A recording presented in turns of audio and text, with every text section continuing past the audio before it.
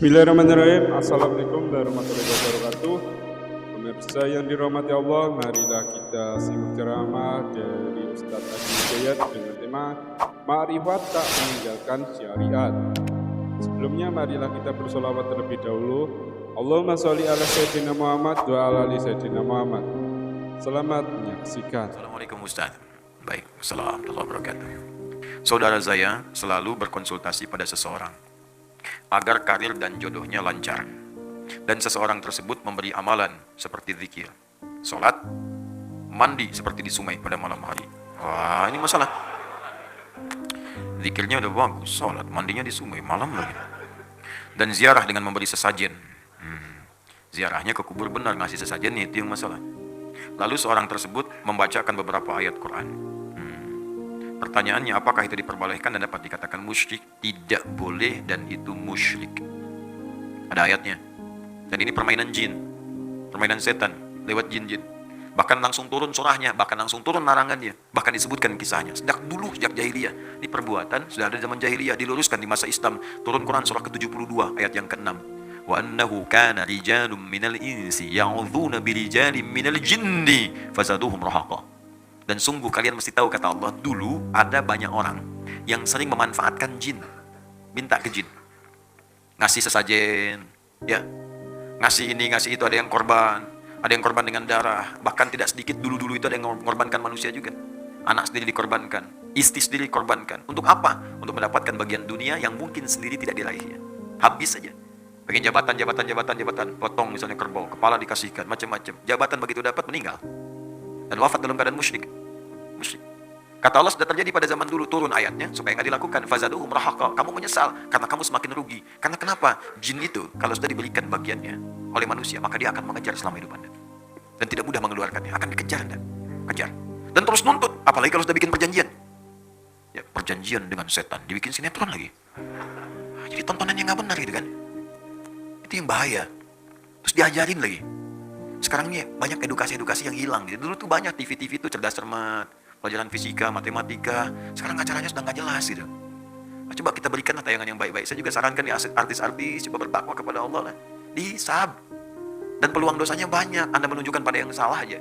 Ya, Anda itu misalnya fashion, endorse sesuatu, tampil auratnya nampak, dipakai orang, kena bagiannya, kena dosanya.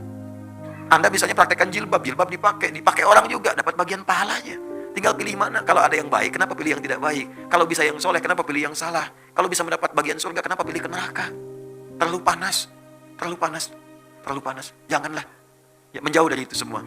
Ya, kalau sudah berjanji dengan jin seperti ini, akan dikejar itu. Dan fazaduhum rahaqa, penyesalannya dalam. Karena kalau sudah berjanji dengan jin, bukan cuma dia nanti yang sulit, keluarganya ikut susah.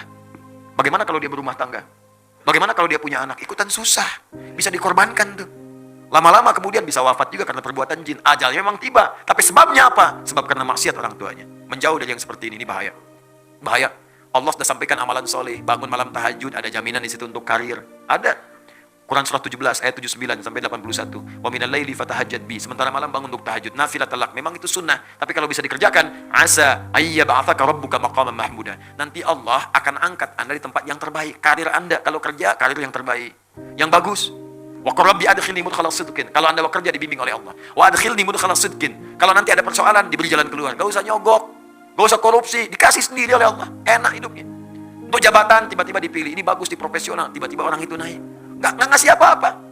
Ya waj'alni min ladunka sultanan nasira. Kalau ada yang ganggu, ingin menyingkirkan, ingin menyungkurkan, langsung ditolong oleh Allah, dijaga hidupnya enak. Dan jadi saksi pakaiannya kenakan di hadapan Allah Subhanahu wa taala. Ya, birokrat misalnya, aparat segalanya pakai seragam. Itu seragam itu akan ditanya di hadapan Allah. Pakai yang baik-baik, niatkan untuk ibadah, syahid wafat dengan izin Allah Subhanahu wa taala. Akan bersaksi di hadapan Allah semua. Kita juga sama. Saya juga sama. Makanya kita saling mendoakan. Ya, permohonan saya cuma 2, minta ya Allah, saya enggak minta apa-apa, tolong minta doakan saja saya supaya diampuni dosa-dosa oleh Allah.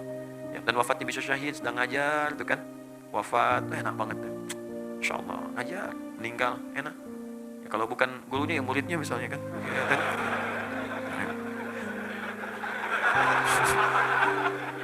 Ya, jadi yang seperti itu jangan ya, jangan. Hadratus Syekh Muhammad Hashim bin Asy'ari, pendiri Nahdlatul Ulama, Jamiah Nahdlatul Ulama 31 Januari 1926. Ya, ini karib sahabatnya Syekh Ahmad Dahlan, pendiri Jamiah Muhammadiyah 18 November 1912. Nah, jadi NU berdiri 14 tahun setelah Muhammadiyah berdiri. Ya, di KK itu. Itu Syekh Hashim itu senang menulis. Punya 19 kitab. Di kitab keduanya ada judulnya Risalah Ahlus Sunnah wal Jamaah. Risalah Ahlus Sunnah wal Jamaah. Buka halaman 11, paragraf yang terakhir paling bawah, baris 1 sampai baris 4. Itu disebutkan oleh beliau di antara bid'ah akidah, penyimpangan dalam akidah yang terjadi di tanah Jawa mulai muncul tahun 1333 Hijrah. 107 tahun yang lalu, sekarang 1440. Wa minhumul abahiyuna, dan di antara aliran menyimpang itu aliran abahiyun. Abahiyun. Siapa aliran abahiyun itu? Alladzina yadhkurunallaha, kurang lebih bahasanya orang-orang yang berusaha berzikir kepada Allah Subhanahu wa taala banyak, tapi kesimpulan caranya keliru sampai menyimpulkan wasofa qalbuhu. Ya, kebanyakan banyak bukan karena zikirnya, karena niatnya yang salah, konslet kemudian akalnya. Konslet sampai menyimpulkan salah dan merasa menyimpulkan dengan zikir itu hatinya sudah bersih banget, bersih. Saking bersihnya, fala yantabiqu alaihil amru wan nahyu. Maka sudah enggak berlaku lagi perintah dan larangan. Sudah enggak merasa mesti mengerjakan perintah karena sudah bersih hati. Salat itu fungsinya terbebas dari perbuatan keji dan mungkar. Dia itu sudah berlatih sehingga merasa sudah mengerjakan perbuatan keji dan mungkar lagi. Sehingga merasa sudah enggak usah salat lagi. Di amalannya zikir, cuman enggak salat. Jadi kalau Anda datang, tampilannya bagus, pakai jubah, lebarnya lebih daripada Batman, ya bisa, janggut, pakai sorban macam-macam. Datang Anda, Pak Yai, oh, punten ya Abi, aduh, ayo peryogi, saya ada persoalan ini. Ya. Saya alhamdulillah di Bandung 3 hari lancar bahasa Sunda. Alhamdulillah, ya. Saya ada kebutuhan, minta Pak Kiai gini-gini. Tiba waktu sholat, Allahu Akbar. Oh, Pak Kiai, apa kita nggak sholat dulu? Ai masih belajar. Kalau Yai, Abah ini sekarang jasadnya sholat, sekarang jasadnya sedang dengan adik mengobrol, rohnya sedang sholat. Itu kata beliau, kata Syekh Hashim, sesat, jangan diikuti. Ya, awas hati-hati, karena ma'rifat tidak akan pernah meninggalkan syariat. Nabi itu ma'rifat kepada Allah tinggi, lebih tinggi nomor 1 dibanding semua makhluk yang ada di bumi. Ma'rifatnya tinggi. Tapi apakah pernah tercatat dalam hadis Nabi meninggalkan sholat? Saking takwanya Nabi Muhammad kepada Allah, sudah tidak sholat lagi. Nggak ada. Tetap sholat sampai akhir hidupnya. Sampai mau wafat pun masih wudhu. Wafatnya kan wudhu. Dibawakan bejananya oleh Fudail. Wafat di pangkuan Sayyidah Aisyah. Masih wudhu, Anda bayangkan. Dalam sakitnya masih sholat. Bersandar ke tiang. Kadang menggunakan kayu tongkat. Kadang sambil duduk. Saking pentingnya sholat. Ma'rifat tingkat paling tinggi terhubung dengan Allah, dengan wahyu, masih sholat. Pak Kiai, dikit. Jasadnya ada di sini, ruhnya sholat. Sesat, kata Syekh Hashim. Nah, kalau menemukan yang begitu, jangan diikuti. Walaupun dia bisa memprediksi sesuatu. Oh, gak usah bicara. Ai ini kan punya masalah di kantor kan, persaingan jabatan kan. Oh begini, itu jin yang ngasih tahu. Jin. Nih Abah baru dari Mekah. Keluarkan contoh potongan kain kiswah. Padahal Mekah tahun 10 tahun lalu dipotong. Ada. Nah, itu kadang-kadang bantuan jin. Pada yang seperti itu jangan diikuti. Kalau ada orang kemudian melakukan demikian tapi meninggalkan syariat, jauhi yang seperti itu. Saya pernah orang liberal itu pengen ngajak diskusi pada saya. Sampaikan kalimat, Ustaz, menurut kami, bukankah fungsi sholat itu mencegah perbuatan keji dan mungkar? Ya, inna salata tanha 'anil fahsya'i wal munkar. Maaf, bagi kami sudah bisa mencegah perbuatan keji dan mungkar, sudah enggak usah salat lagi kan? Jalan berpikir orang liberal tuh. Hati-hati dengan logika seperti ini. Salat itu berfungsi mencegah perbuatan keji dan mungkar. Berarti kalau kita sudah menahan diri bisa mencegah perbuatan keji dan mungkar, enggak usah salat lagi kan? Apa jawaban saya saat itu? Saya katakan, Mas, begini ya, meninggalkan salat itu perbuatan mungkar. Dah. Kita tinggalin aja. Selesai. Diem aja orangnya. Dan kita doakan, ya Allah berikan dia petunjuk, berikan dia hidayah. Selesai. Ini gak usah pakai banyak dalil lah. Ya, Abu Jahal udah banyak. Jadi kalau sekarang ada Abu, misalnya sekarang, gak usah dilihat lah. Gak usah dilihat. Capek kita ngerespon begitu. Ini doakan. Ya Allah. Jelas ya? Ya, diskusi saya senang-senang saja. Asal jelas silakan. Kalau nggak ada ujungnya nggak usah lah. Saling mendoakan saja. Ya, kalau ada orang yang pengen dibenarkan, pengen menang, gak usah capek-capek. Dia bilang aja, ya Anda benar.